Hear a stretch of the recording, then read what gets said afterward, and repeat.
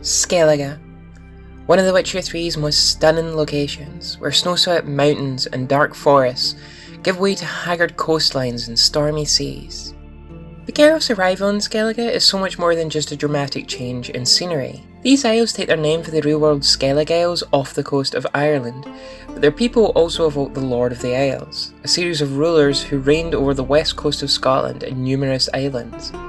These lords were sometimes Vikings, sometimes Scottish, sometimes Irish, of a functionally independent kingdom, and this mixture of cultures is definitely a powerful influence on the identity of Skellige, and it's these cultures that provide the rich tapestry of mythologies and legends that define the Isles, which Geralt's quest here must contend with. Skellige marks the major turning point in his search for Ciri, and so from the moment we arrive on these ancient shores, there's a deep sense of things coming to an end. We begin with a funeral, the final voyage of King Bran. One of the first traditions we're exposed to is a definitive one. A wife of the king is expected to depart with him into the afterlife. And by depart, I mean burned alive. The king's wife Burna refuses, understandably, earning her the scorn of her male peers, and it's King Bran's younger lover who takes this place, though the druid Ermion urges her not to. This lassie isn't even named. Her commitment to the traditions of Skellige is expected, and quickly forgotten. Yennefer is one of the few who take Burna's side on the matter. Widow? A widow's duty is to lie beside her husband. A widow's duty is to care for the king's son. Not by our customs, it ain't. Your customs are barbarous. As a Witcher, Geralt has experienced his fair share of prejudice, but this is an issue in the main area where he has privilege: gender. The player is given a choice in which Geralt can excuse Skellige's low regard for women as merely a custom that must be respected, or side with Yennefer, but the choice reminds us that Geralt enjoys privileges that the women in this world do not.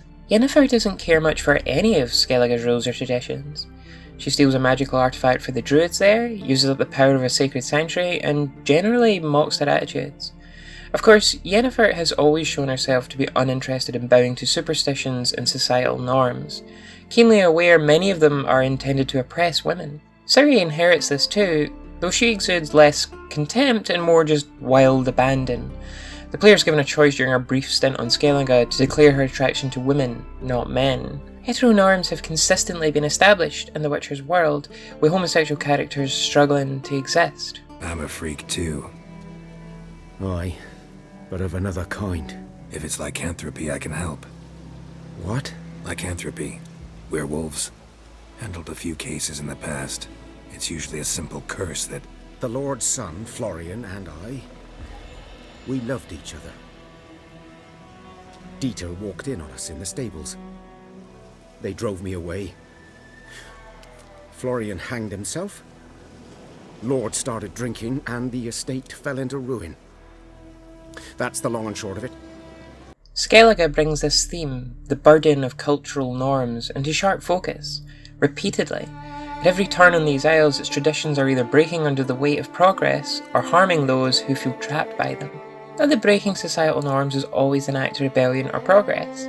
We meet Mortvarg at the sanctuary on Hindarsfjall, who's cursed to live as an immortal werewolf who can never cure their hunger. This curse was placed upon him for the murder of the sanctuary's inhabitants and the looting of the temple. And Yennefer's own recklessness here earns her the scorn and distrust of all Skellige.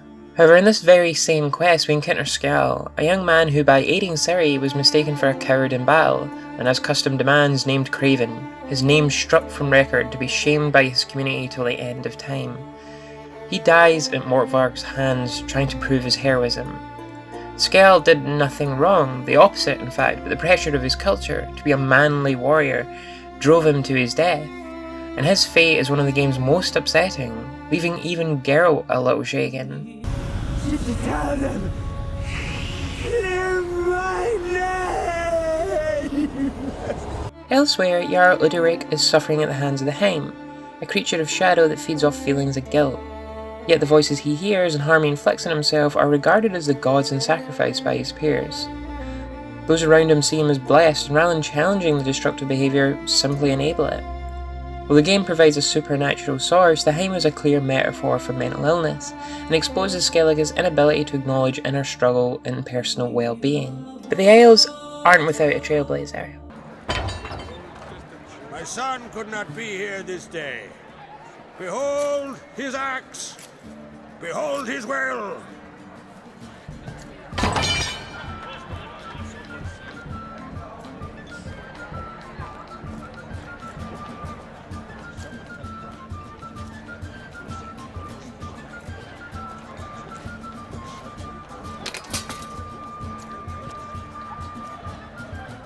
May the best man or woman win!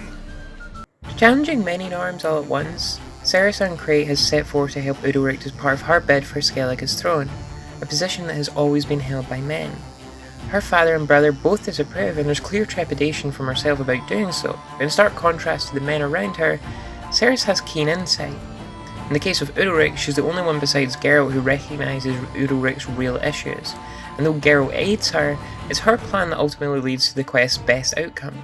In many ways, she employs a level-headedness and understanding to rival Geralt's own. Though her plan does involve throwing a baby into a fucking oven.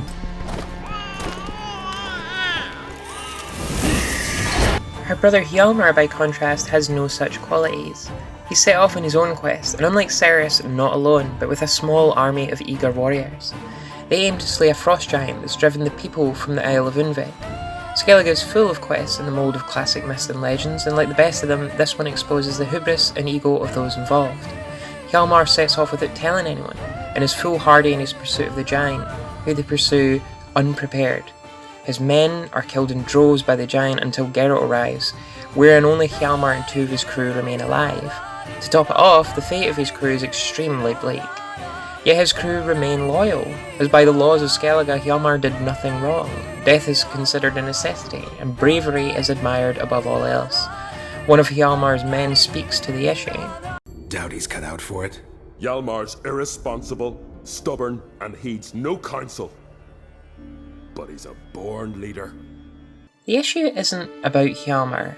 If it was about his personal feelings, he would be cast out or punished. Instead, he's still fully capable of going forth to become a king. No, the issue is the culture that encourages and even celebrates his actions.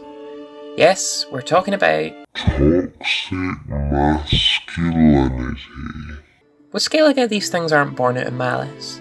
The Witcher frames these traditions as bolstered by parents, eager to ensure their children thrive and are safe in the world. Geralt only aids Cerys and Hjalmar because her father Jarl Crate asks.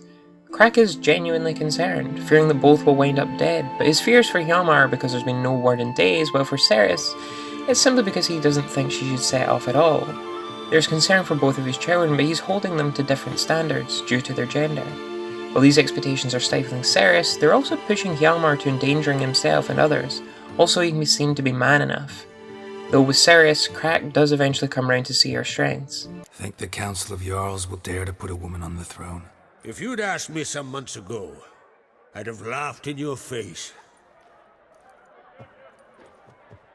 But today I see, and I'm not alone, that Cerys has something as rare on the Isles as a hot summer. Patience. Others act, then think.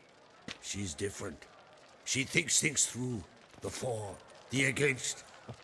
But once she takes action, not a force in the world could stop her. Whether it's Skjal, Udalric, or Hjalmar, the men of Skellige are forced to strive to be seen as man enough, and must always meet those expectations, even if it's self-destructive. Yennefer's search for Ciri serves as an interesting contrast because she breaks every rule at every turn to ensure Ciri is safe, even at the cost of her own well-being. Not that she's the only one willing to break the rules with her child. Birna is keen for her son to sit on the throne, and to that end thinks a hereditary monarchy is the answer. Svanrig is not gonna vie for support. Bran's son will not haggle for a crown that is his by right. Far as I know, crown goes to the claimant who gains the most votes. That is the tradition, but not all traditions are good. The Isles' care should be entrusted to a single family. Take it you have a specific family in mind. Of course.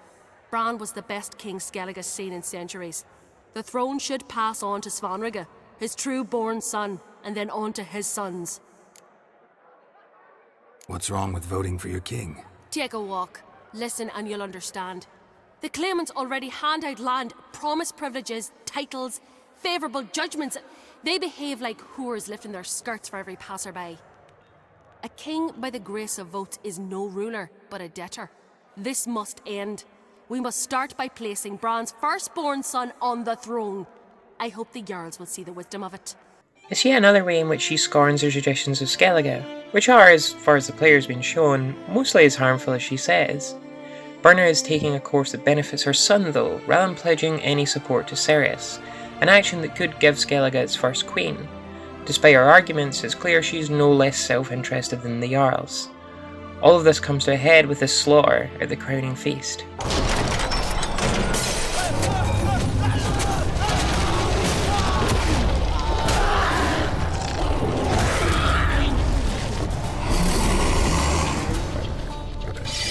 It's not exactly a subtle metaphor that Skellige is so rife with toxic masculinity that its men can be turned into monstrous bears at the drop of a hat. Again, like their respective quests, in trying to find the culprit behind the slaughter, Ceres emerges as cool-headed, where Hjalmar is impulsive. And only Ceres' methods lead to the traitor's reveal. Wait! Mother, you bade me to leave the hall before the feast. Why? Son, not now. Why did you do it? How did you know? How? You stand silent. You gave Ceres no credence. Gave the Witcher no credence. But you must give credence to a son who accuses his own mother. The massacre was her doing. She shamed herself. Me. The family. The clan. Svanrika, I did it for you. Only for you! The player's actions decide who becomes ruler, but it'd be hard to imagine any choice besides Ceres. Not only do our actions speak to Geralt's own values, the quests of Skellige go out their way to showcase the change that the Isles need. Many are suffering, chafing against the rigid rules and expectations of their society. Ceres sees this, and the endgame epilogue informs us that as the Queen, she leads Skellige away from raiders and warriors, into an era of peace and agriculture. The legend of Skellige, fierce, brave warriors, dies, but its people get to live. Our time in Skellige ends with a young queen, but started with an old king. As Geralt now draws close to finding Ciri, the game reminds us of the need for change, in ways big and small. We've seen the damage letting the expectations of society dictate a child's future can do, and so as with the Bloody Baron quest, Geralt is once more shown the kind of father he needs to be to help Ciri. What's expected, what is demanded may not be worth holding on to. Finding the value in traditions and letting the rest fade away. Allowing our children to grow into what they're meant to be. As the game puts it later, something ends, something begins.